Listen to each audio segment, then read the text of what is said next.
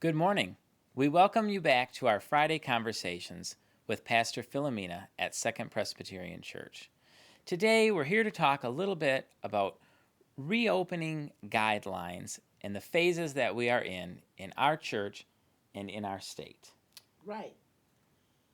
We as a church are in phase one, even though the Michigan lower side here is in phase four. What does phase one mean for the church? The phase one from the presbytery guidelines is that only 10 people can be inside. No singing, no hymn books, no Bibles. And it is because of that that we are doing outdoor worship until phases change. Now, when phases change and we can have up to 50 people, we can come indoors. Now, people are asking the questions, what is going on? Right, Mr. Adam? Correct. When can we come inside? As soon as we are able to move up in numbers, we will open the doors.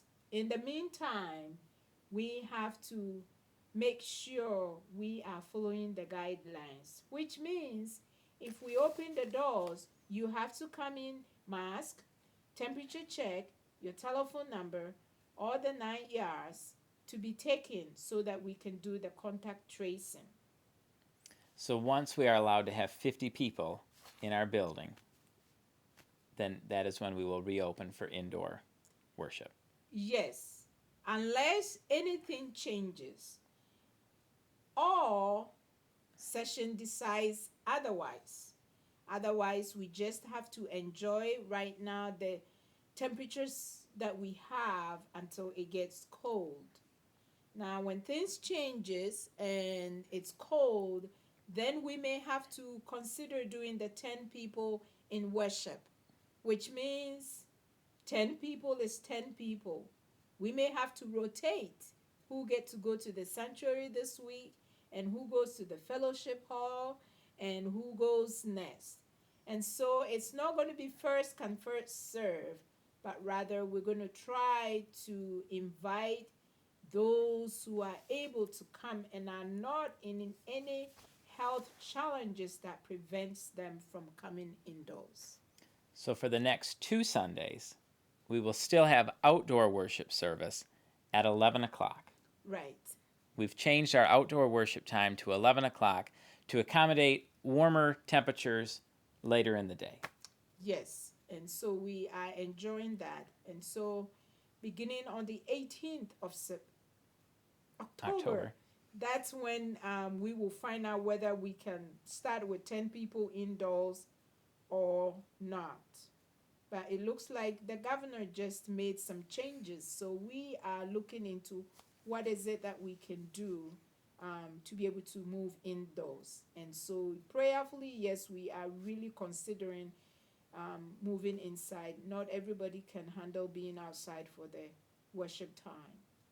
So in the meantime, join us for outdoor worship at 11 o'clock Sunday morning the next 2 Sundays. Okay.